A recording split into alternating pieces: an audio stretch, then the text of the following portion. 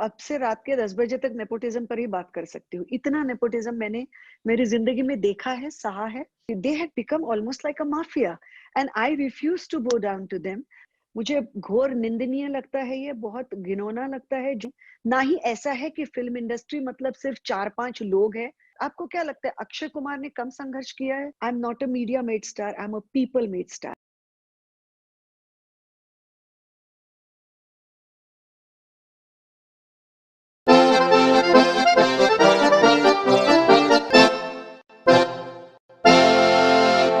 आजकल भी हम लोग सुन रहे हैं कि that there are lot of questions being raised about entertainment media and that why there needs to be some corrections.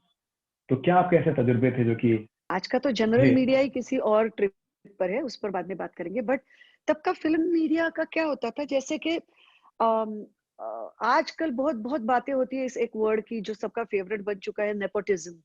तो मुझे लगता है नेपोटिज्म के ऊपर अगर मैं बात करने लगूं तो मुझे अब से रात के 10 बजे तक नेपोटिज्म पर ही बात कर सकती हूँ। इतना नेपोटिज्म मैंने मेरी जिंदगी में देखा है, सहा है, समझा भी है।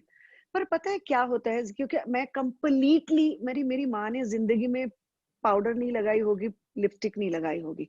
She is such a simple housewife, educated housewife, but simple woman. And I had no, I have a family of all learned, educated people, of lawyers and doctors and all of that. तो दूर दूर से इसका कोई लेना देना नहीं था। तो जब आप ऐसे लाइन से आते हो, आपके लिए फिर उस वक्त क्या होता था, सोशल मीडिया नहीं था। सोशल मीडिया एक it's a double-sided sword, so to say. Having said that, also the great thing is that you can put across your point of view when we didn't have that choice.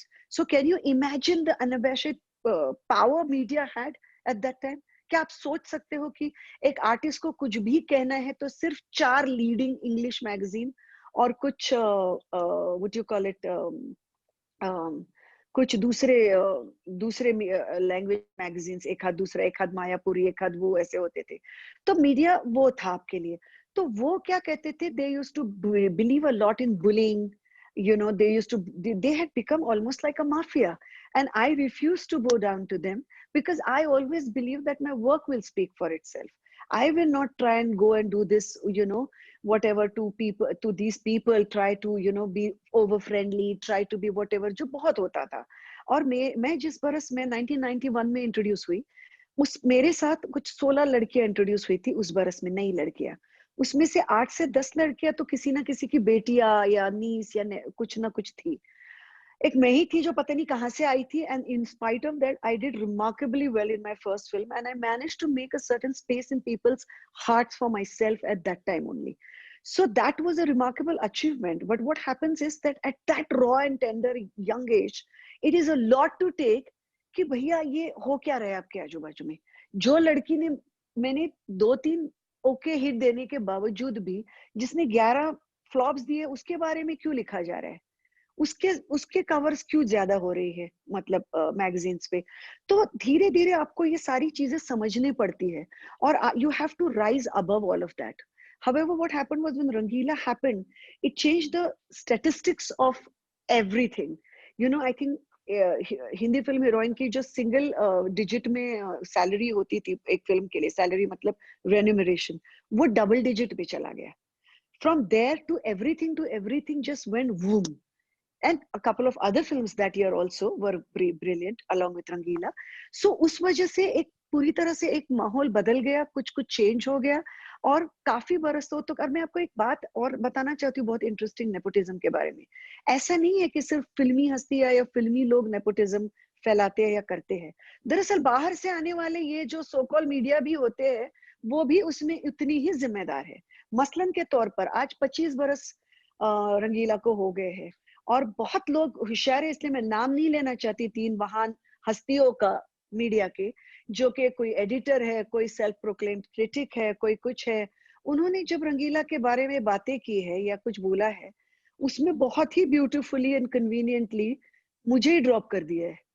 और जब आज भी 25 बरस के बाद भी, और आज भी अगर, और तब भी अगर रंगीला इतनी बड़ी हिट हुई, तो मुझे लगता है मेरे सेट के ऊपर के सिर्फ स्पॉट बॉय को उसका क्रेडिट नहीं दिया गया, और बाकी सबको क्रेडिट दिया गया होगा। मतलब कि सारी सारी सारी सारी सारी चीजों को accept. But I think one has to rise above all these things, because I think otherwise you will not be able to do good work. और आप अपने ही बनाए हुए जाल में फंस जाओगे, नेगेटिविटी की जहरीली एक अपने आप को आप बना लेते हो अगर आप इन सारी चीजों में फंस कर रह जाते हो। कौन सी ऐसी एक्ट्रेस होगी जिसने इतना बड़ा हिट और हिंदी फिल्म हीरोइन के स्क्रीन इमेज को इतना मेकओवर करने के बाद उस एक्ट्रेस को छोड़ के उसे किस तरह प्रेजेंट किया गया है, उसके मेकअप को, उसके कपड़ों को, और ऑफ कोर्स उसके एक्सपोजर को, इन्हीं सारी चीजों को हाईलाइट किया गया। मतलब लोगों ने ये समझा ही नहीं है कि हाई रामा में भी भैया एक्टिंग करनी पड़ती है। My close-up in Hai Rama is what Hai Rama is all about. My expressions in Rangila song before the song starts, and I just do a beat and my expression, and before that, before it opens to a long shot to a choreography, that is what that makes the song. So that is what I'm talking about. You know, if Millie the character didn't work, Millie would have looked like a bit honestly sluttish, because honestly it is one of the most difficult roles.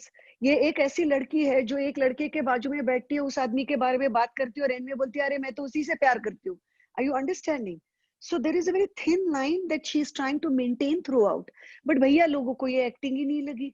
Acting तो बाकियों ने की, मैंने तो सिर्फ exposure किया है, गाने गाए हैं और डांस किया है। So I think it's amazing that people today also don't think to make a mark of yourself in those kind of songs also needs a certain amount of acting, because then everybody would have been Urmila and every song, a film would have been Rangila. That's it.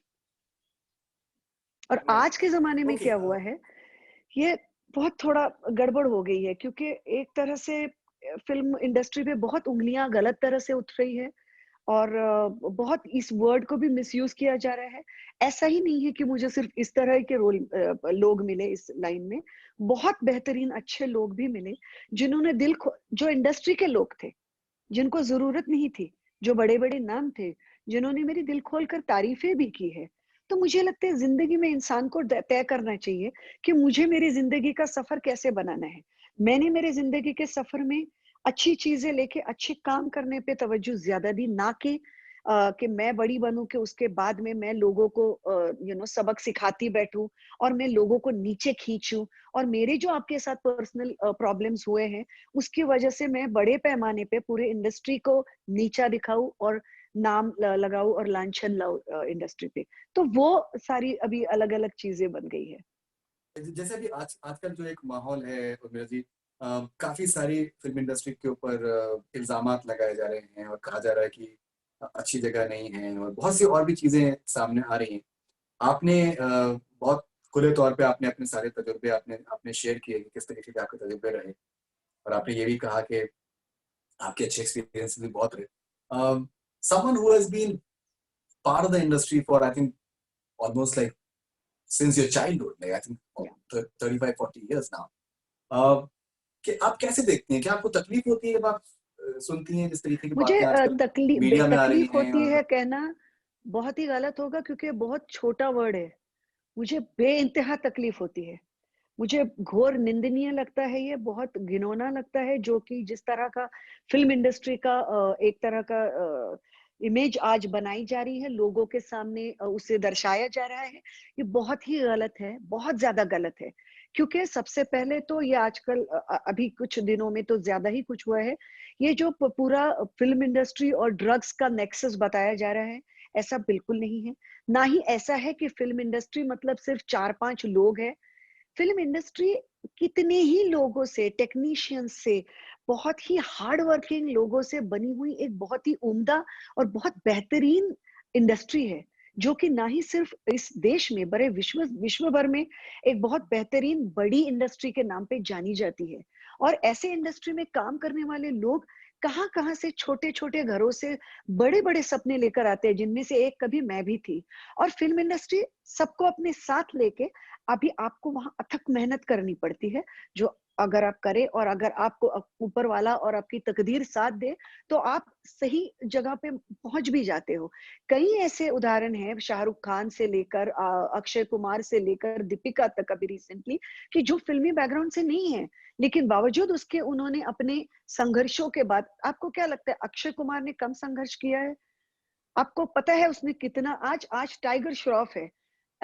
एक एक एक hero के बेटे होने के बावजूद मुझे लगता है उन्होंने इतना सारा, you know, he has learn parkour, he has learn his black belt, he has done, he has worked really hard. Dancing में बहुत मेहनत की है, बहुत सारी मेहनत की है। अभी आपको उनकी परफॉर्मेंस पसंद आए या नहीं वो अलग बात है, बतौर एक्टर वो आपको पसंद आए अलग बात है, लेकिन मेहनत उन्होंने भी बहुत की है। सो मेरा कहने का मतलब ये है कि ये जो ड्रग्स से नाता लगा के फिल्म इंडस्ट्री का ये जो दर्शाने की कोशिश की जा रही है कि दुनिया भर में ड्रग्स सिर्फ फिल्म इंडस्ट्री के लोग करते हैं, नंबर वन। फिल्म इंडस्ट्री में सब लोग बस ड्रगीज है और ड्रग्स के बीच में कुछ बीच बीच में पता नहीं काम करते हैं। ये बहुत ही घिनौना तरीका है जिस तरह से फिल्म इंडस्ट्री को, बल्कि फिल्म इंडस्ट्री के लोग बहुत ही वल्नरेबल और उन्हें बहुत जरूरत होती है सिक्योर और सेफ कराने की, क्योंकि बहुत वल्नरेबल स्पेस में जीते हैं। आप कुछ भी बोलो तो लोग आपके ऊपर टूट पड़ते हैं, तो आपको बहुत ही वल्नरेबल होके चलना पड़ता है। तो वो सारी चीजों को मेंटेन करते करते एक तरह का, और एक ऐसी इंडस्ट्री है जहां ओवरनाइट आप स्टार बनते हो, ओवरनाइट आप स्टारडम से बाहर भी हो जाते हो। तो जो हाइज और लोज है वो बहुत एक्सट्रीम है, और इन हाइज और लोज को डील करना बहुत मुश्किल है। तो मुझे लगता है अगर कुछ चाहिए तो थोड़ी बहुत समझ चाहिए फिल्म इंडस्ट्री के लोगों के लिए, कि वो भी बहुत सारी चीजों से जा चुके होते हैं। अगर इसमें कुछ लोग ड्रग्स का सेवन करते हैं या जो भी है, तो उसका भी जरूर उसको देखना चाहिए और उसके ऊपर कार्रवाइयां करनी चाहिए अगर ऐसा है। लेकिन by and large film industry को इस तरह का रूप देना, उसको इस तरह का दर्शाना, ये बहुत ही गलत बात है और बहुत घिनौनी बात है। क्योंकि मुझे ऐसे लगता है जिस इंडस्ट्री ने इतनी सारे स्टार्स दिए, इतनी पिक्चरें दी, उनमें क्या लोग और कुछ करते नहीं है, बस यही बकवास करते रहते हैं। और एक बात मैं बताना चाहती हूँ दर्शकों को, जिनकी मैं सिर्फ हाथ जोड़ के जिंदगी भर उम्र गुजारूं, क्योंकि अगर वो नहीं होते मैं नहीं होती। मेरी आज इतने बरसों तक एक ही लाइन है, I am not a media made star, I am a people made star.